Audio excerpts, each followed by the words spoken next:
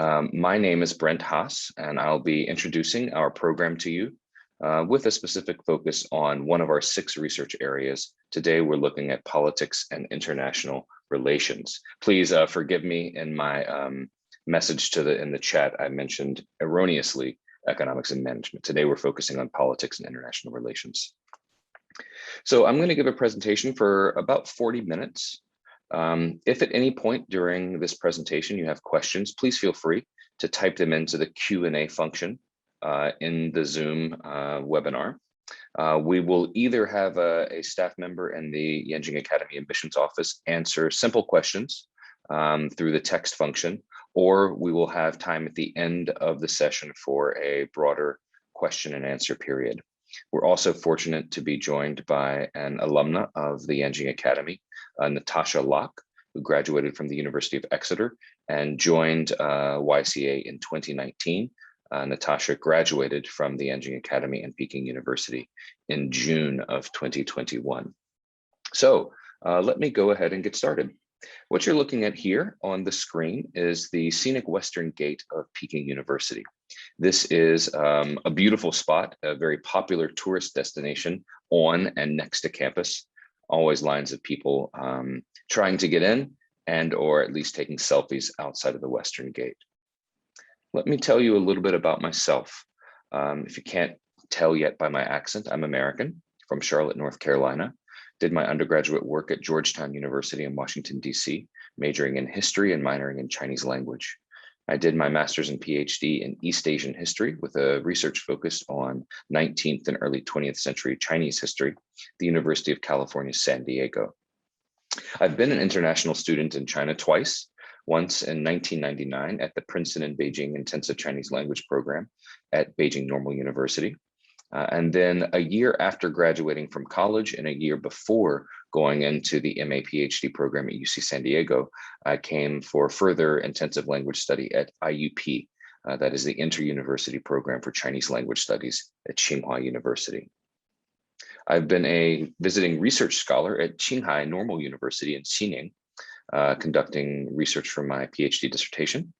And for the last 10 years, I've been running study abroad programs in China for American universities, including Duke University, the University of California Education Abroad Program, which is the centralized clearinghouse sort of study abroad program for all 10 UC campuses, including Berkeley, UCLA, UC San Diego, Santa Barbara, et cetera. And then I returned to IUP at Tsinghua as the resident director from 2015 to 2019.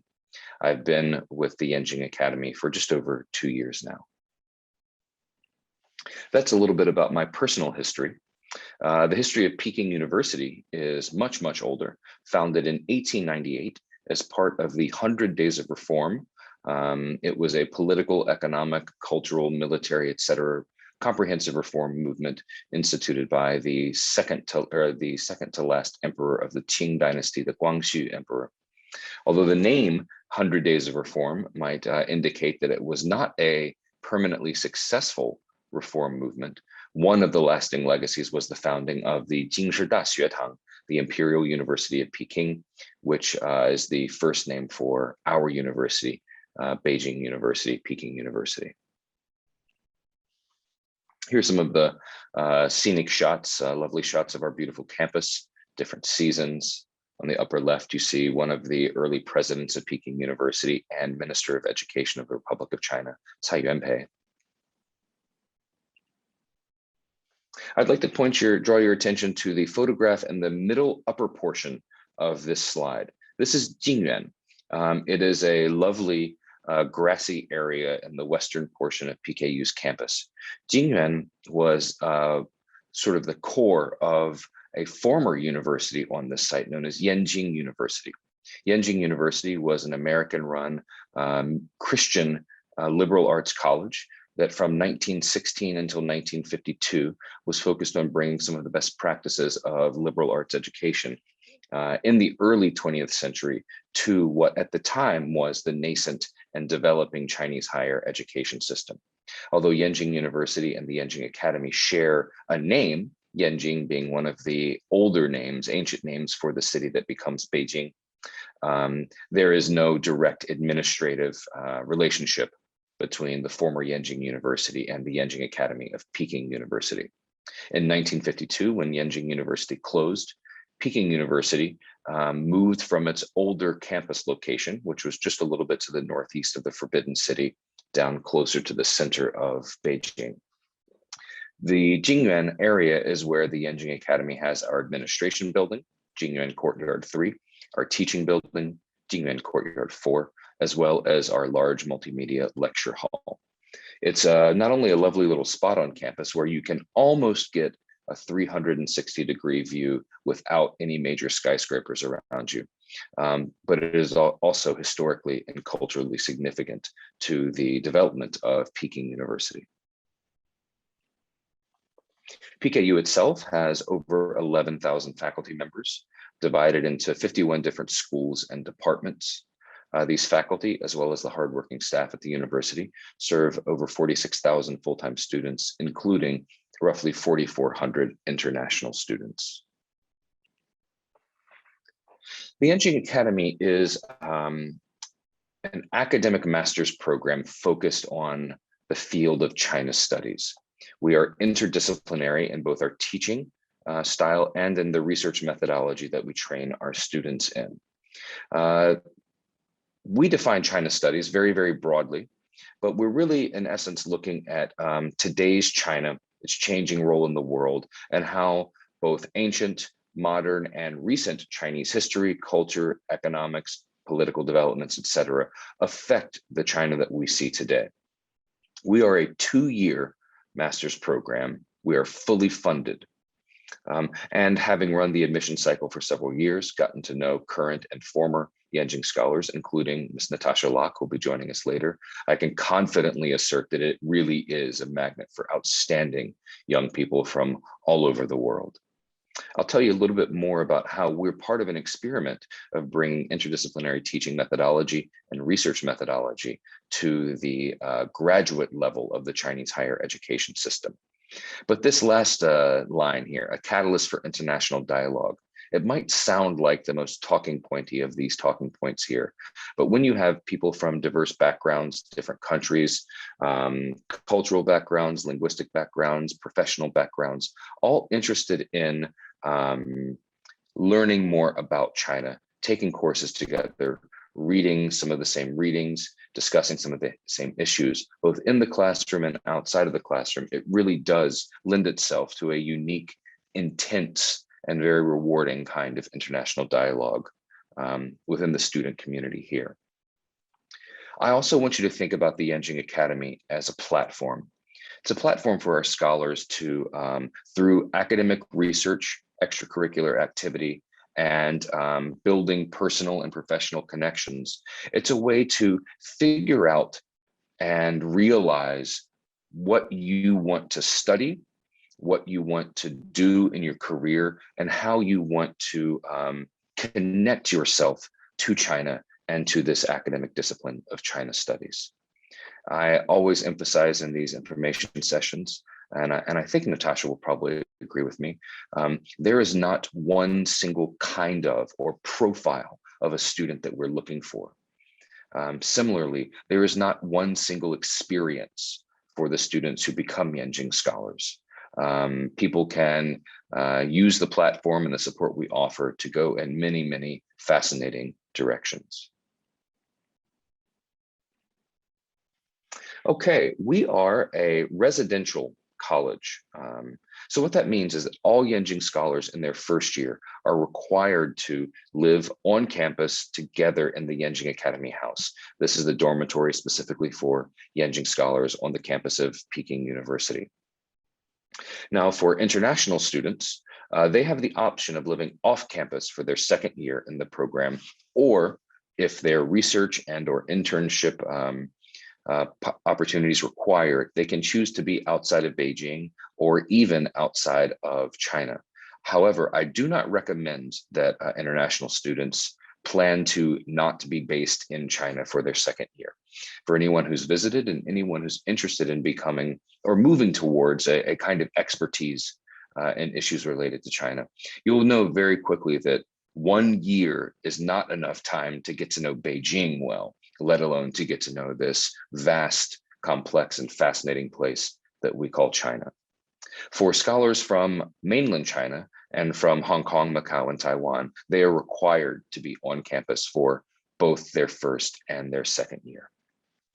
The language of administration and instruction at the Yenching Academy is English. No prior knowledge of Chinese language is required for admittance to this program. But since we are a highly competitive graduate program in China studies, if you have a background in previous coursework, a major or minor in something related to China studies, if you are fluent in Chinese or proficient or have experience living and studying in China, this could be a competitive advantage for you. So I do recommend that you emphasize these things on your in your application materials if that applies to you. The Yenching Academy also has designed our curriculum and our program to encourage, if not force, students to integrate into the broader academic and social community of Peking University. Let's talk funding.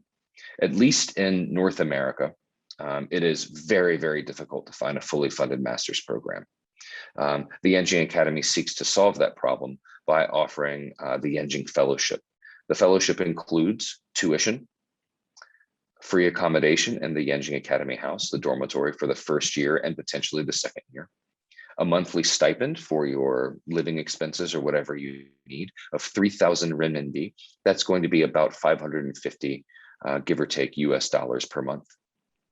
It also includes, for the first year, round trip travel to and from your home base, whether it's where you grew up or where your university or previous graduate school is based. And then basic medical insurance that is specifically designed for international students studying in China. Now, when you add up all these numbers and all of this funding per student, and remember that we have 100 to 125 students per year in a 2-year program, you can see this is quite a significant financial investment in Yenching scholars. With that in mind, we think it's reasonable to institute an academic review at the end of Yenching scholars' first year. If Yenching scholars meet our clearly defined academic requirements, performance requirements, such as completing a certain number of academic credits in their first year, not failing any of their core required courses, not violating the student code of conduct or the laws of the PRC, etc., you then apply for second year funding. And if you meet those standards, you will receive it. So you should consider the Yenching Academy a 2-year fully funded master's program, but with an academic review at the end of your first year. Now, if a student is required or chooses to not be based in Beijing or not be based in China for their second year, you can still receive partial funding. Your tuition will be covered, you will still receive a monthly stipend, but housing, round trip travel, and medical insurance will not be included for second year scholars, second year international scholars who are not based in China. Also in the second year, we have other funding opportunities available. These are offered on a competitive application basis, and they include teaching assistantships. Natasha actually was my teaching assistant in the spring semester of 2021 for a course I taught. And she did a wonderful job. Research assistantships are available, residential assistantships and office assistantships are all available for second year Yenching scholars. It's a way to contribute to the Yenching Academy community and operations in a different way than your first year, and also get a little extra money in your pocket. Okay, this is an important slide here, and we're going to talk about research areas, spend some significant time discussing this. These are the 6 research areas at the Yenching Academy. These research areas are how we have been able to integrate our interdisciplinary teaching and interdisciplinary research methodology into the regulations for degree conferral and accreditation of the Ministry of Education in the People's Republic of China. So China studies is actually quite a new academic field in the PRC. And so in the process of defining what China studies meant, we also had to find ways to ensure that our program was eligible for degree grants, for degrees within the regulations of the Ministry of Education. And this is how we've worked it out. These 6 research areas will be important to each Yenching scholar and each applicant's academic experience at the Yenching Academy in 4 major ways. The first way is the application stage. So when you apply to the Yenching Academy, you will need to select one of these 6 research areas. Since this is on today's information session is focusing on politics and international relations, let's take this as the example. So when you apply, you need to be strategic because we are a highly competitive graduate program in China studies at one of the top universities in China. And so like any competitive graduate program, it makes sense that when you apply, you should have some previous experience academically and or professionally in the field to which you were applying. So, if you are applying to politics and international relations, but you've never taken an IR course, that might be challenging because, it is assumed that you will have some at least fundamental knowledge about the key theories in international relations, realism, constructivism, etc. These are, we think, it's reasonable to assume that all scholars who enter the program in politics and international relations will have taken courses in it. Now, I am not saying that you must have majored in political science or you must have majored in international relations in order to be admitted to the program. Not at all. But you do need to have some familiarity with this field. And we will conduct an academic review of all applicants. We'll look and see, what were their majors and minors? What courses did they take? Do they have any relevant research or internship experience? And the goal of this is to set up those who are admitted into the program for success conducting research at the graduate level at Peking University. So we'll talk more about this coming up. Again, I want to emphasize, you do not have to be an international relations major in order to apply and be accepted into politics and international relations. If you majored or minored in something else, but you really want to go into politics and international relations, that's okay. But you should, if there's not a visible training in your major minor or in your academic transcript, you should then, assume and anticipate that we will have some questions like, oh, has this person taken courses in international relations or political science? And address those questions in your application documents. We can talk a little bit more about some strategies for that coming up later. So that's the first way that the research areas are important to your academic experience in the application process. The second way that the research area is important to your academic experience at YCA is in the selection of a thesis advisor at the end of your first year. You will need to select a thesis advisor who is an expert in the field that you plan on conducting your master's level research in. So if you are looking at political science, then you should probably choose a thesis advisor from the political science department. If you're interested in international relations, you should choose a thesis advisor from the School of International Studies, most likely focusing on IR. That's an important part of the process, finding a research mentor who can guide you in the conceptualization, design, carrying out, analysis, and writing of your master's thesis. So when you choose a thesis advisor, this is the second way that the research area you've chosen will affect your academic experience at Yenching Academy. The third way that research areas are important to your experience is how master's theses are defended and evaluated at Peking University. When you finish writing your thesis advisor will need to approve it and say it is ready for defense. Then you will have a 30-minute oral defense of your master's thesis with your advisor and with 2 other faculty members. Those 2 faculty members will be drawn from the fields you're studying or at least adjacent to. But then there's one more step, and this is an anonymous faculty review. Once you've passed your thesis defense, The final draft, or perhaps the penultimate draft of your master's thesis, will be submitted to 2 anonymous faculty members, and they will be drawn from the field that you have chosen in your research area. So it might be from IR, it might be from political science, etc. This is one of the final stages before you can consider your thesis completed and you can be eligible for graduation and degree conferral. And this is very important. It is an anonymous faculty review. They'll be drawn from one of these or a research area very close to it. And they will need to assess, just on the basis of your thesis document itself, that the thesis makes an academic contribution and meets the standards of this academic discipline. Then you can graduate, and on your graduation and on your master's degree diploma, this is the 4th way that the research area will affect your academic experience at the Yenching Academy. Your master's diploma in politics and international relations will say Peking University, Master of Law, China Studies, Politics and International Relations. I don't want to go too much into it, but there are different levels of, first level academic topics, second level majors, etc. So this is how we've worked interdisciplinary China studies into the degree granting and program accreditation system of the Ministry of Education in China.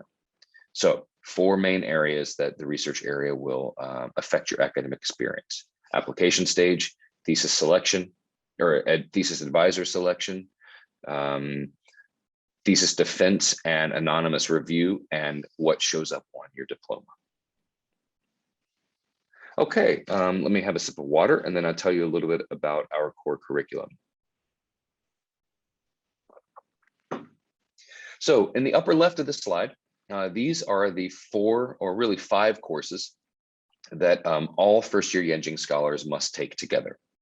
China in Transition 1 and 2 is a year-long 2-semester course looking at contemporary China from a multiplicity of disciplines and angles. China in Transition 1 in the fall semester is organized weekly large lectures, either with 1 or perhaps more Peking University faculty. Sometimes there are debates and discussions among those faculty members as well, combined with immediate breakout discussion sections led by teaching assistants when we group students into much smaller groups, maybe 20 students or so, for discussion and debate based on what they just heard in the large lecture. China in Transition 2, in the spring semester of your first year, divides into smaller courses led by individual Peking University faculty member. And these courses are designed to help give you experience under the advising of a faculty member in designing and carrying out a small field research project in a subfield that's interesting to you, so that you have on-the-ground experience conducting field research in the PRC before it's time for you to do that in your second year for your master's thesis. The field study is roughly a week-long, very intense academic travel experience where the Yenching Academy faculty and staff take all first-year Yenching scholars out of Beijing to a city and a region. And we look at the region's ancient history, its ecology, its culture, key industries. We hear from business leaders, we hear from academics and prominent figures based in that city. There are assigned readings, assigned videos, and it culminates in a reaction paper. So it is a 4-credit class. For the first 4 years, we took our students to Xi'an, the capital of Shanxi province. And for the last 3 times, we've been looking at taking our students to Chengdu in Sichuan province. This year's field study is actually coming up in a couple of weeks. Topics in China Studies lecture series is a year-long lectures series of about 15 or so lectures, where we bring in significant and prominent figures in fields broadly defined as China Studies. They can be academics, business leaders, artists, and they come in and give a lecture on their work, their experience, and then have time for discussion with Yenching scholars. And academic writing is a similar year-long, intermittent So not like a set class time every week. Series of lectures and seminars conducted by PKU faculty that give you experience drawn from different disciplines about how to conceptualize a research topic, how to design your research questions, analyze your data, whatever form the data may be in, and to draft and write up a master's thesis. For all international students, Chinese language is a required course, unless you have already completed and passed the HSK level 6. So if you have completed and passed the HSK level 6, you can place out of our Chinese language courses, but you're still required to fulfill those course credits. And we mandate that at least one of the courses you take in place of Chinese language courses will be a content course taught in Chinese in a department or school at Peking University. A really exciting opportunity, but also a big challenge. For scholars from the Chinese mainland, Hong Kong, Macau, and Taiwan, you also have a second foreign language requirement, so non-Chinese and non-English. Mainland Chinese scholars have some required politics courses. Then you can see at the bottom some general elective courses that Yenching scholars often take. These are not directly related to one of the 6 research areas or directly related to China studies per se, but they are often useful courses for scholars to prepare themselves for different research methodologies for their second-year master's thesis. Here are some of the recent, this year's 2021-2022 courses, some of the courses that are on offer broadly defined in the politics and international relations research area. Now, I want to emphasize something. Notice when I talked about the 4 ways that choosing a research area would affect your academic experience, I did not say that it affects your course selection. That is because once you are in the program, you can pick whatever courses you want to pick outside of the core required courses that I just discussed on the previous slide. You are not limited to taking courses only in fields that may be defined as politics and international relations, if that is the research area that you have applied to and been accepted for. As long as you and your first year academic advisor think that the course is useful and it's something worth exploring and something that might help you prepare you for your second year master's thesis research, you can take whatever course you want. And this is also, it's also very frequent that we have students who want to blend a research topic that is not just politics and international relations, but politics and international relations with something else. So for instance, what if you want to do the history of Chinese IR strategy, going back for the entire 20th century, including the late Qing, the Republic of China, and the first 50 years of the PRC. That could very easily be a politics and international relations research topic, plus significant historical methodology. That could also potentially be a research topic for history and archaeology with politics and international relations methodology included as well. That is certainly open to you, and we encourage students to think interdisciplinarily when they're designing their thesis topic. I want to highlight that the ones on the left are courses offered by the Yenching Academy for Yenching Academy students. Now, the faculty members are Peking University faculty member contracted to teach these courses for Yenching scholars. The courses on the right are some courses at PKU and other departments and schools that are also open to Yenching scholars. Some will be taught in English, some will be taught in Chinese.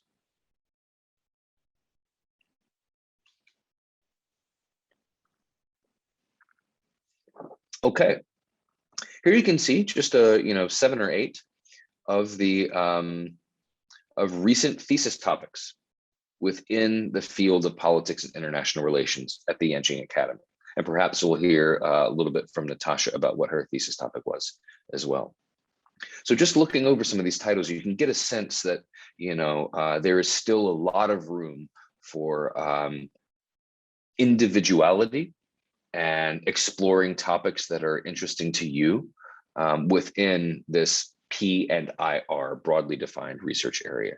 So looking at Belt and Road and Sustainable Development Goals, global developmental governance and multilateral engagement, the EU's China policy and recent changes in the EU's policy towards China, China, Japan, and the Republic of Korea, Chinese media in Brazil, et cetera, Sino-African issues. So there are a lot of ways that you can go with your master's thesis research topic, even within politics and international relations.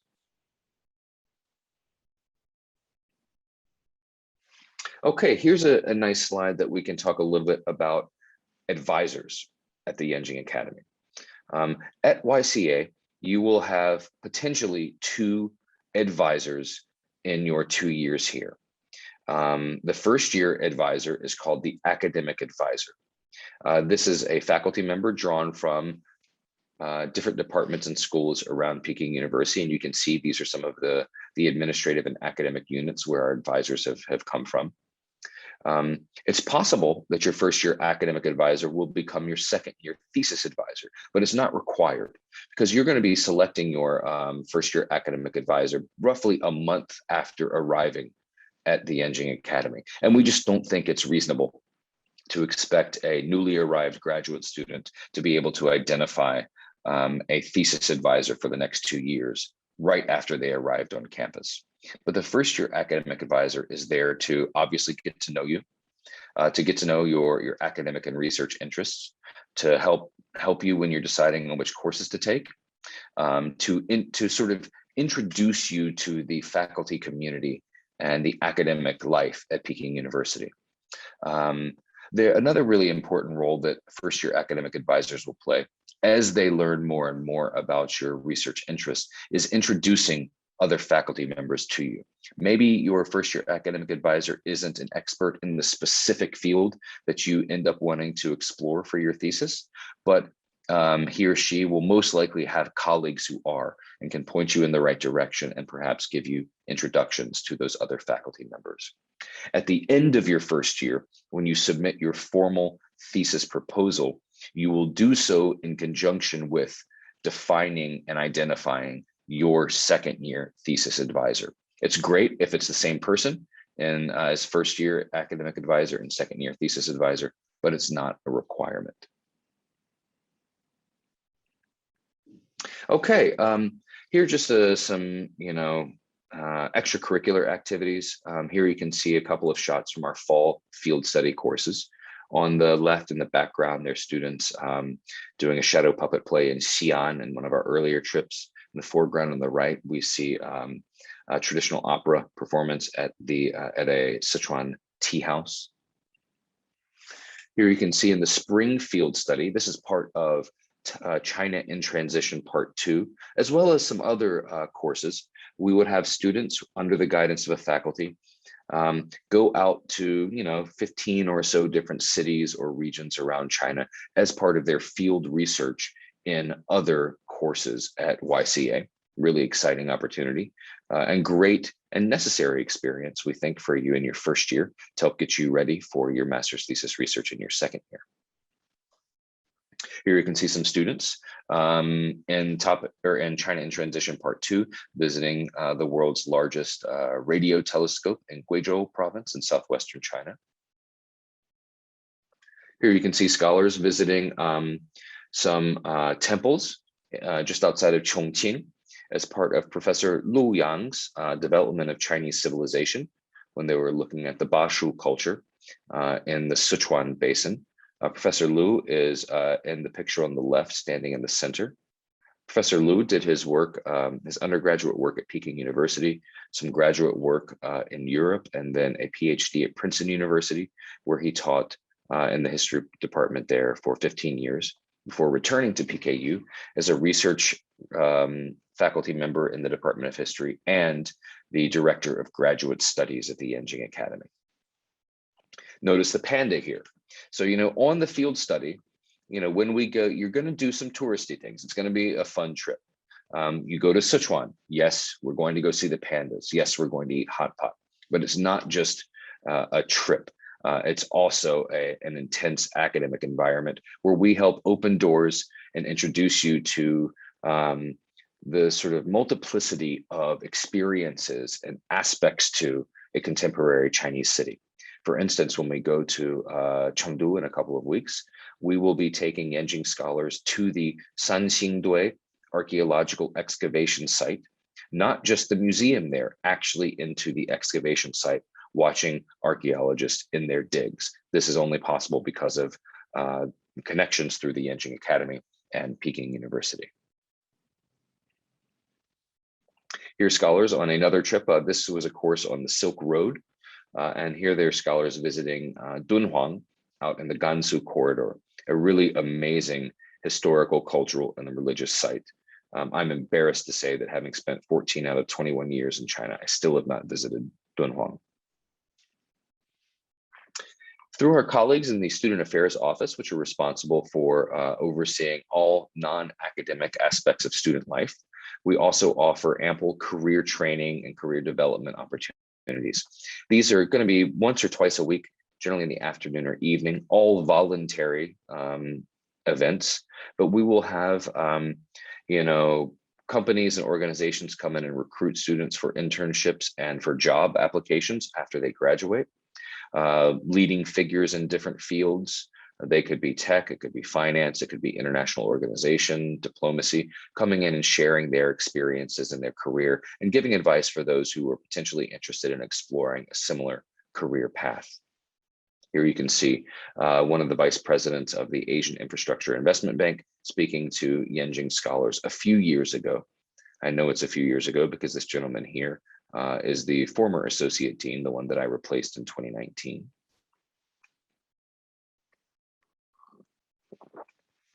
After graduation, Yenching scholars have had great success in finding both gainful employment or continuing their graduate studies. Roughly 30% of Yenching scholars go on to further graduate study after completing their master's degree with us here, whether it's another MA degree, law school, or doctoral study. Here you can see some recent Yenching scholars who went on to, most of them went on to PhD study at some of the best universities in China and around the world. Happy to see both of my universities represented here, Georgetown and UC San Diego. Job hunting is always a stressful time, but you can rest assured that Yenching scholars have very good success rates locating excellent jobs after they graduate. Here you can see some of the international organizations and NGOs, governments, etc., that Yenching scholars have gone on to for work right after graduation.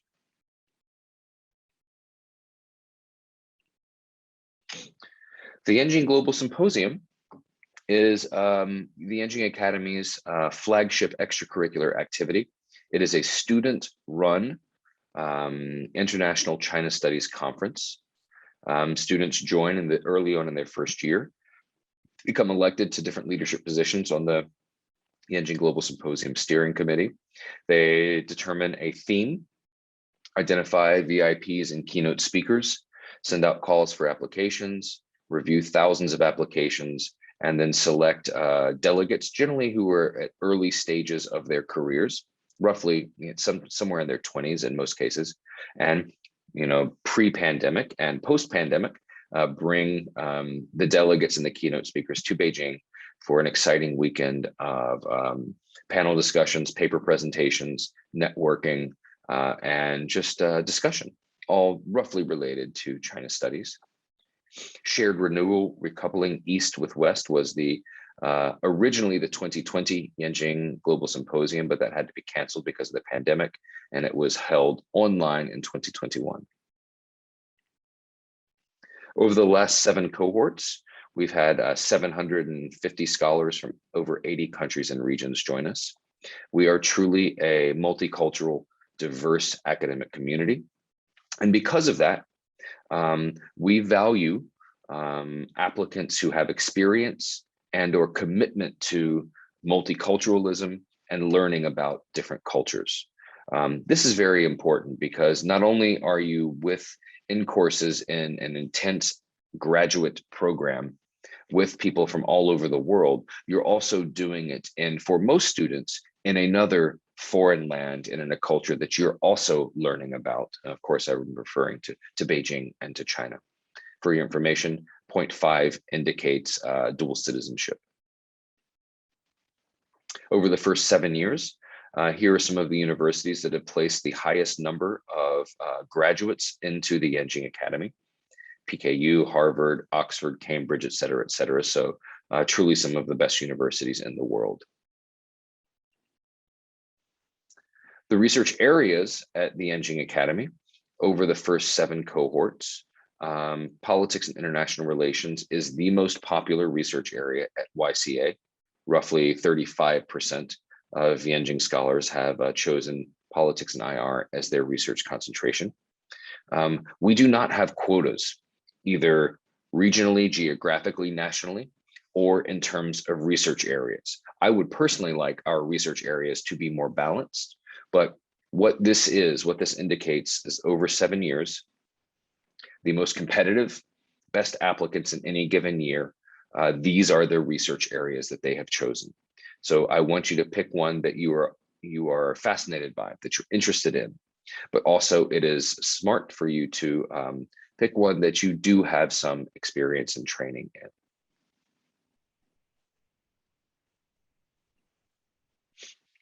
The 2021 cohort of Yenching scholars, so that's the 7th cohort, those who just entered the program about a month or more ago, are 92 scholars from 32 countries and regions. You can see the regional and national origin breakdown.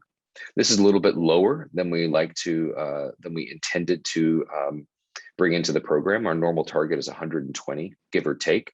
But because of the continued uncertainty, because of the great uncertainty about continued travel restrictions for international students into China, a significant number of Yenching scholars chose to withdraw their acceptance and potentially try their luck again next year.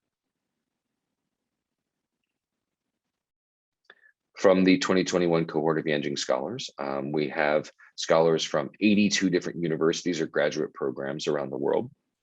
And here you can see some of the programs that placed the highest number of graduates into the Yenching Academy just for this year. So Oxford led the way with 5. Stanford, UCL, Cape Town, and Sun Yat-sen University all came in a close second with 4 students each. And here you can see the research areas that Yenching scholars have chosen in the 2021 cohort. And it pretty much matches up to the standards to the percentages we saw over the course of the entire first 7 cohorts. A little bit of an increase in law and society and literature and culture over the last few years.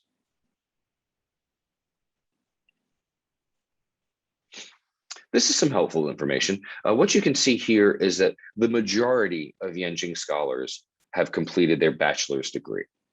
But a significant number of Yenching scholars also have previous master's degrees before joining the program. This is the data behind this is interesting because scholars from mainland China are only allowed to apply to and be admitted to the Yenching Academy through what's known as Tuimian, the recommendation system to bypass the national entrance examination for graduate study, basically the nationwide standardized test. They have to be from a certain university with a kind of reputation. They have to have a certain GPA and ranking in their department and major, and then they are recommended directly to come to Yenching Academy without taking the graduate entrance examination. So that means that of the 25 to 30 mainland Chinese scholars every year, they are all coming directly out of undergraduate. So that skews some of the numbers you see here. But having a previous master's degree can be very helpful. Having previous professional experience, after your bachelor's can also be helpful. Like I said, there's not just one profile of a successful applicant. Okay, let's talk a little bit about application. So what are we looking for? We are a really competitive, fully funded graduate program in China Studies. An outstanding academic record is required. The competition is very, very stiff. And so, we certainly value excellence in the classroom, but that's not all we're looking for. We also pay attention to your extracurricular record. If you have leadership experience, if you created a startup company, if you have community service that has been very important to your undergraduate and sort of adult experience, art, music, athletics, these are things that we're interested in knowing about you. If it is something that is serious and important to you and has shaped who you are today. It's also a way that we can get a sense of who you are as an individual outside of your academic record and what kind of contribution you can make to the community of Yenching scholars and later to the community of alumni of the Yenching Academy. As I mentioned, because of our multicultural background of our Yenching scholars, we do value students who have an interest and openness to multiculturalism and exploring different cultures. As I said, previous Chinese language training and previous China studies academic experience is not required, but it can be a competitive advantage. So if you, at the very least, we need to know why you're interested in China studies as an academic field of inquiry. You don't have to be a East Asian languages and cultures major, Chinese language minor, planning to become a professor in East Asian languages and cultures to get into the Yenching Academy. We have students every year who fit that profile, and we welcome those applicants, but that's not the only quote unquote type of student we're looking for. You can also be outstanding in, say, biotech, or have startup experience. Be a brilliant coder. And at this point in your young career, you realize, oh, there's so much happening in my field in China. My field is being shaped by developments in China. I need to know more about China in order to go where I want to go and achieve what I want to achieve. We also welcome those kinds of students. In fact, I believe that having outstanding students from different walks of life, different backgrounds, with different levels of academic and or personal experience related to China in the same classes, reading the same sources, engaging with the same professors, debating the same issues, discussing the same topics, that really brings a richness and a complexity to the questions that are asked and the answers that are given. You wouldn't get such a rich discussion academic environment if everyone fit the same profile and everyone had exactly the same academic background. Now, just like any job application, any graduate school application, you need to give us a well-articulated reason why Yenching Academy, why China Studies, why now at this stage in your life and in your career. And then English proficiency is a requirement for admission to the Yenching Academy. How do you attest English proficiency? Well, native English speaker is one. Attending a university or a degree granting program taught in English, that's another way. Or one of the major standardized tests for English language proficiency for non-native speakers, Cambridge, IELTS, etc. I'll tell you a little bit about that coming up. Okay, if there are any citizens of the PRC watching this video or joining us in today's information session, there is only one route for PRC citizens to apply and be admitted to the Yenching Academy. And this is, a policy decision that is above our decision-making power. That is through the recommendation for exemption from the National Postgraduate Entrance Examination, TUEMIAN. That means you can only apply to Yenching Academy as a PR citizen if you've done your undergraduate work at a university in mainland China and you qualify for TUEMIAN Ziga. If you are a PRC citizen who did your undergraduate work outside of mainland China, unfortunately, you are currently unable to apply to our program. We have some proposals submitted and hopefully under review to allow some PRC citizens to study abroad to study outside of China for their undergraduate experience and still apply to our program, but we currently have not received approval for that. If you are from Hong Kong, Macau, or Taiwan and are interested in applying to the Yenching Academy, you will apply in the same way that I will show you on the next slide, but you also have another application process that you must go through the Peking University application portal, specifically for applicants from Hong Kong, Macau, and Taiwan. In most cases, it's basically re-entering the same information that you will give in your Yenching Academy application package, but there are two separate applications that you must complete. If you fail to complete either one, you are not eligible for admission into the program. The PKU site will have more of the application information will need to be submitted in Chinese.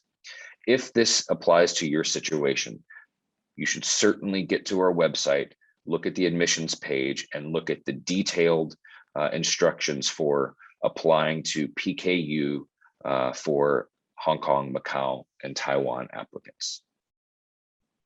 The minimum requirement for applying to our program and being considered for admission is completing your bachelor's degree before August 31st, 2022, assuming you're applying for next year's intake of students. Okay, the deadline for application submission is December 3rd, 2021, noon, 12 o'clock p.m. Beijing time.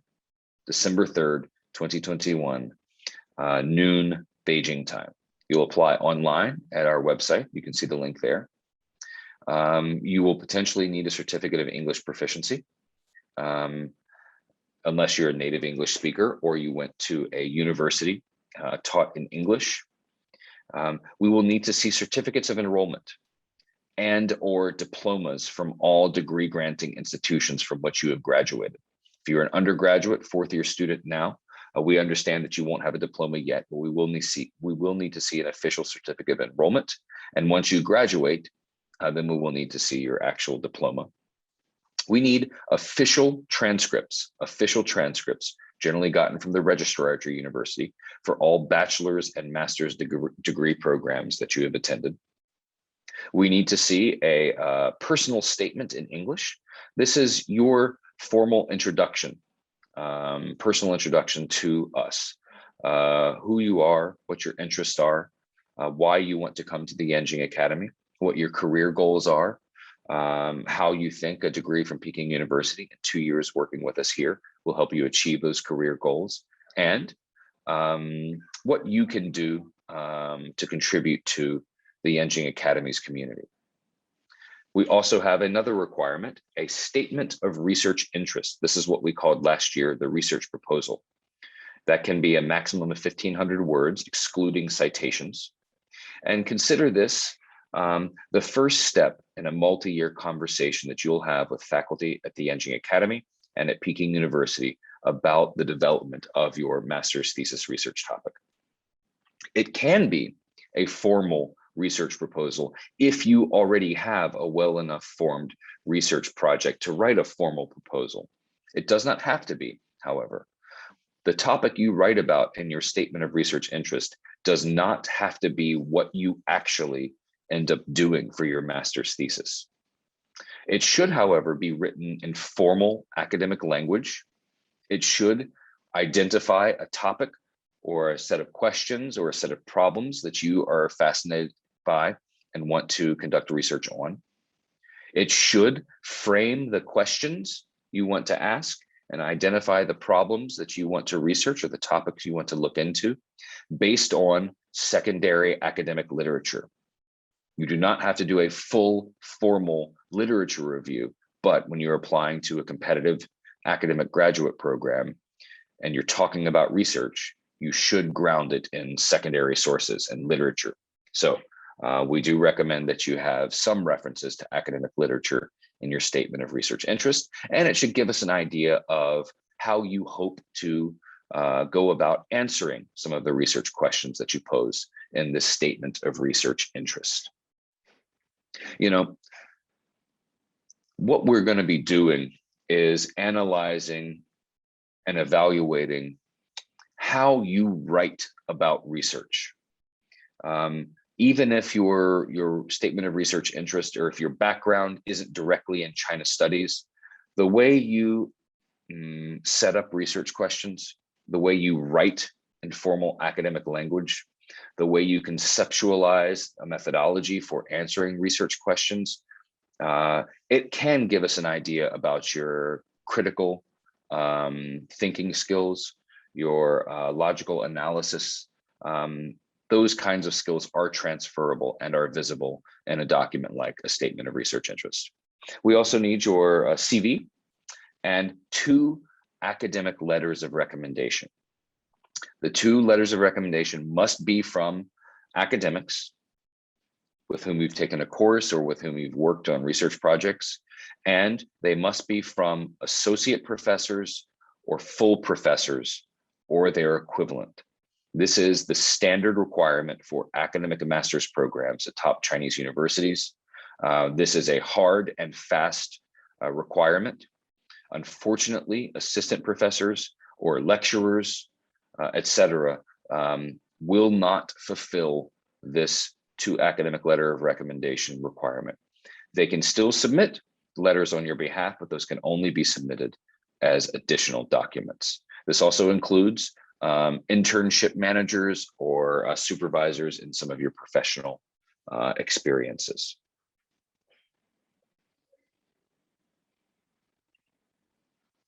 Okay, please go to the Yenching Academy's website, yenchingacademy.pku.edu.cn.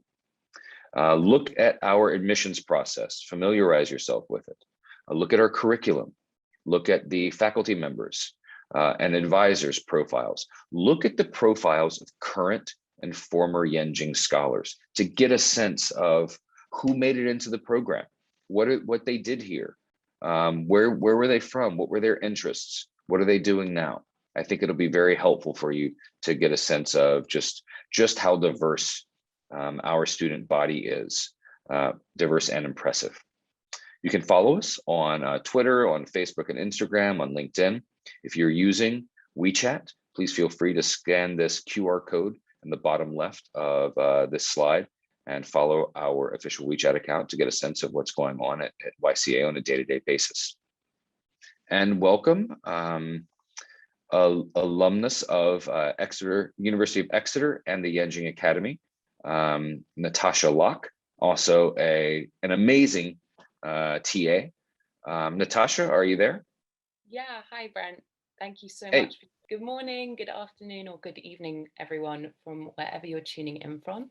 My name is Natasha Locke, and as Brent said, I was a Yenching scholar from 2019 to 2021, so I just graduated this summer. I'm British, and previously I studied my undergraduate degree in history, international relations, and Mandarin Chinese at the University of Exeter.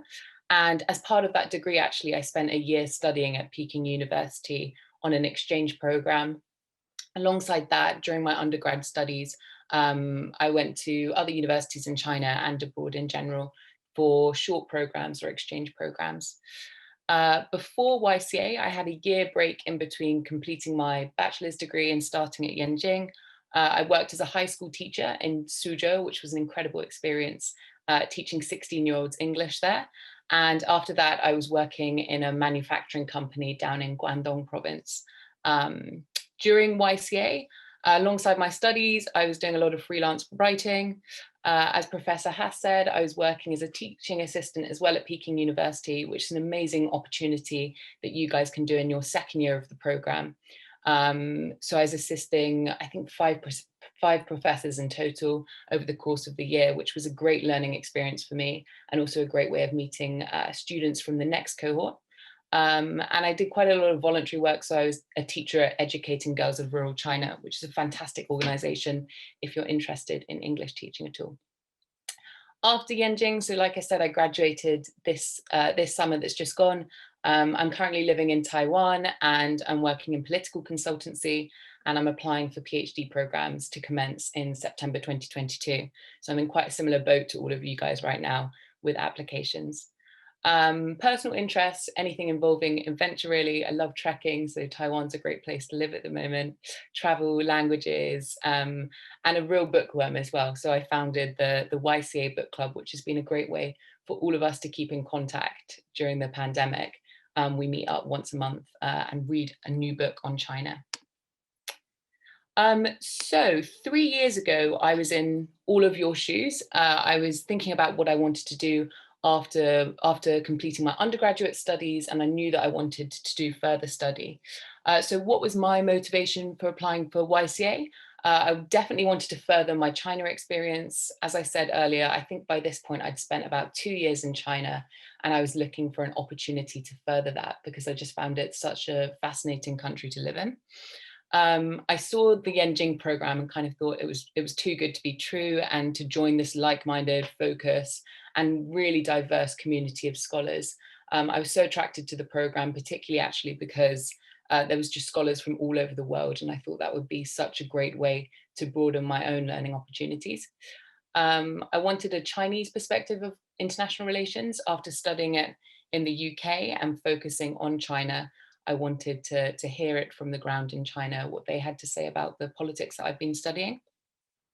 And of course, also the institution's name had a big motivation for me for applying for it. So it's the highest regarded academic institution covering China and China studies. So I saw this as a great opportunity going forward.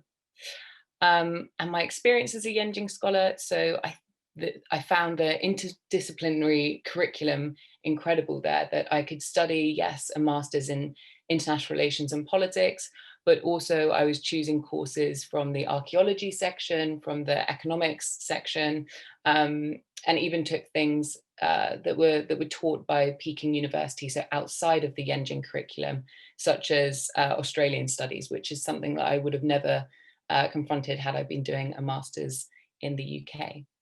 I was linked up with amazing fellow scholars from all over the world that are now friends for life, which has been an incredible experience. And I know that's something that all Yenching scholars comment on upon graduating.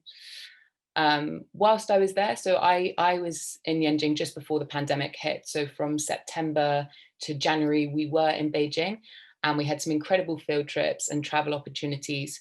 As Professor Haas mentioned, we went to Chengdu for a week field trip, which was a fascinating experience. But also amongst us friends, we organized lots of travel outside of Beijing on the weekends. And you've got the lovely Golden Week as well in October, where you have a week off to travel in. Also my experience, the beautiful Peking University campus, as Professor Haas mentioned, it's a stunning campus. And you're in this area where you've got life in the fast pace and the slow pace of Beijing. There were also fantastic research opportunities.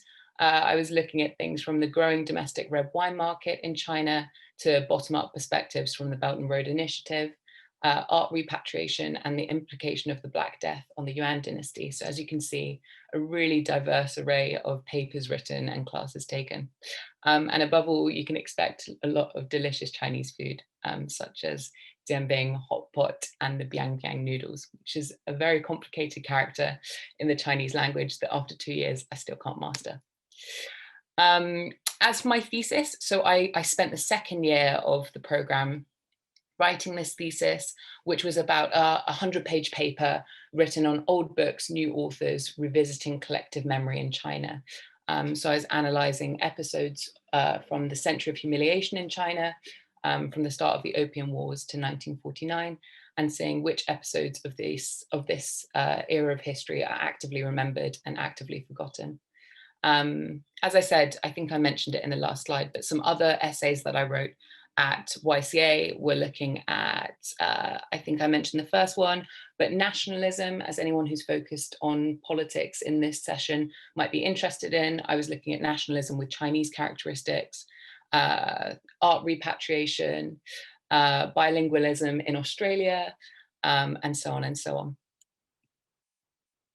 on. So my suggestions to you guys today, prospective students, when you're writing your applications is to really focus on the following things. And I know the slides can be shared after this session, so you guys can focus on this when you're writing your applications.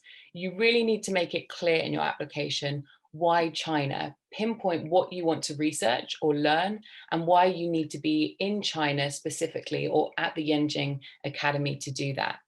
You also need to focus on why China now for you. So this could be both on a personal level, for language, for building a perspective, or also on an international level. And I particularly say, I mean, this would be true for all of the sessions, but particularly anyone studying politics and international relation will know.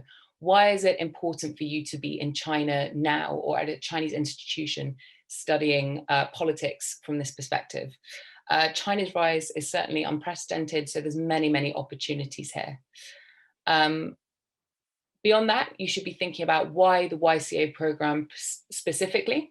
So outline your appreciation and aptitude for the interdisciplinary and intercultural study. I think these are really two key areas of what Yenching offers. So I'd really build on these in your application. And also, why me? Explore previous scholar profiles on the YCA website. There's, I think, 2 years worth of students on there. Reach out to people on LinkedIn. And make your case for what you could add to the next cohort of YCA scholars. Because again, as Professor has said, there's really no one profile of a Yenching scholar. Having met, I think maybe 300 plus scholars now, everyone brings something totally different to the table. People of completely different backgrounds, countries, but also their disciplines of what they've been looking at before. So you've got coders from Oxford to international relations students from Harvard who are very, very focused on China, to biologists from Yale. So it's a real diverse range of students. I think from what I can see from looking at my fellow classmates, the Yenching Academy is really looking for commitment. So show your commitment to further study. A sign of charisma, so something that's special about you, whether it's an extracurricular activity you do, a personal interest, or just something that you've done during your bachelor's degree, and your interest in China, whether that being an area that you want to build on China, or if you haven't been to China and you haven't studied the language before, what this opportunity could offer you. So good luck. I hope you decide to join YCA. And if you have any questions at all, I think we're going to have a Q&A session next. So please feel free to post messages in the chat section. Excellent. Thank you, Natasha.